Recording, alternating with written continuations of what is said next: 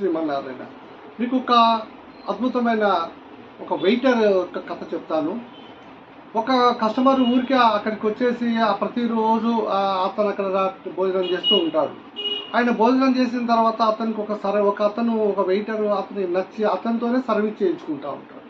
అతను చాలా పద్ధతిగా, నిజాయితీగా, చాలా ఓపికగా ఇతనికి ఏం కావాలో చేస్తూ ఉంటాడు. అది అతనికి నచ్చుద్ది. నచ్చేసి అతను ఒక ₹100 ఇక్కడ, ఒక ₹50 ఇక్కడ పెట్టేస్తాడు. పెట్టేసి నీ సర్వీస్ నాకు నచ్చిందా, ఇందులో ఏం తీసుకుంటావో చూడమని చెప్తాడు. చూడమని చెప్పాకే ఆయన ₹100 తీసుకుంటారు. ఆ పిల్లవాడు చూసాకే నవ్వి ఆ ఎదుటి అతనితో చెప్తారు, చూసాక వీడు పాగలేవు, వీడు పిచ్చోడు, ₹500 ₹100 నోటు ఉంది, ₹100 తీసుకున్నాడు. మళ్ళీ మరుసటి రోజు ఇంకొకరిని తీసుకొస్తారు, అదే తంతు. మళ్ళా ఇంకో అదే తంతు. ఇదంతా చూసినా ఒక ఇతను వెయిటర్ అడుగుతాడు, బాబు నీకు అతను చూపిస్తే 500 తీసుకోవచ్చు కదా, నువ్వు ఎందుకు ₹100 తీసుకుంటున్నావు? అతను చెప్తాడు అనమాట, అయ్యా ఎప్పుడు ఆయన నన్ను పిచ్చోడు అనుకుంటాడు, పిచ్చోడు అనుకొని ఆయన నన్ను ఒక మనిషిని తీసుకొస్తాడు, ఆ మనిషి నీకు పిచ్చోడిని పరిచయం చేస్తానని నాకు ఈ ₹500 ₹100 గేమ్ పెడతాడు. అట్లా ప్రతిసారి చేస్తున్నాడు. చాలా రోజులైంది.